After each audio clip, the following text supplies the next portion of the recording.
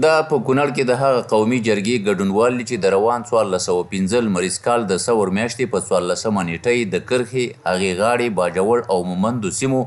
د قومي مشرانو سره د جګړې د پای او اوربند په تړاو ولسي توافق وکړ.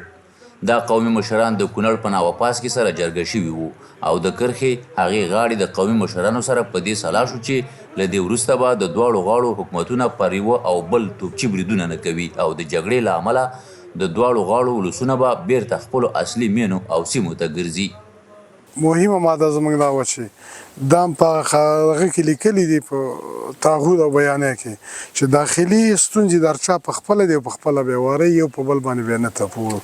نو دغه زموږ دپاره یو غټه لاسته راوړنه په خپل ځان زما یو دغه ده. انشاءالله موږ اطمیناني یو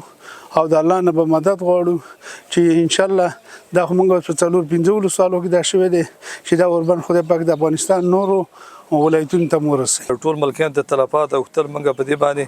کلکه انشاءالله دواړو ژمنې کړي قومي مشرانو چې نور به داسې بې امنیتۍ منځته راځي نه، ملکي خلک به په ښکار کېږي نه او ټول ولسونه دې ته خوشحاله دي. انشاءالله دا سوله به آینده کې ډېر عمر ولري. د کونړ اوسیدونکي د سولې او اوربند په برخه کې د کرښې دواړو غاړو د قومي مشرانو د هڅو ستاینه کوي او زیاتوي چې د جګړې له امله زیات ځلې ولسي خلکو ته د سر او مال زیان رسي. پکار ده چې حکومتونه مسایل د خبرو اترو له لارې حل کړي. کوم ډزبند رامنځته شوی دی الله دې وکړي چې دغه ډزبند دایمي پاتې شي او خلک چې کوم دي ډېر زیانمن شوي دي او د نور د جنګونو نه ستړي شوي د 50 کاله د جنګ په افغانستان کې تېر شو نو خلک ډېر زیات هیله مند دي دغه ډزبند ته او دغه دایمي سولې دپاره. نو الله دې وکړي دغه سوله دایمي پاتې شي. دا سولې خبرې چې وي دا د دواړو ولسونو لپاره په ګټه باندې ځکه دلته ډېر خلک ډېر ولسونه بې ځایه شوي دغه ډول پرېکړو نه خوښ یو ځکه د دواړو د پولې دواړو غاړو ته پښتانه زیانمنېږي. اسلامي امارت دغه ولسونو چې کومه صلح کړې ده دې ته ژمن دی د هغوی نه تجاوز نه کوي.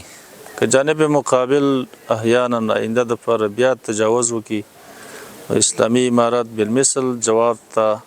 چمتو دی او انشاءالله د خپلو هیوادوالو د خپلو ملکي خلکو ساتنه د اسلامي امارت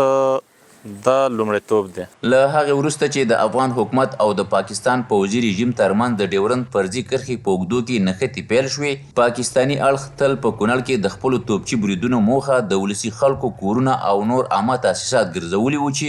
خلکو ته یې د سر زیان ترڅنګ درانه مالي زیانونه اړولي دي.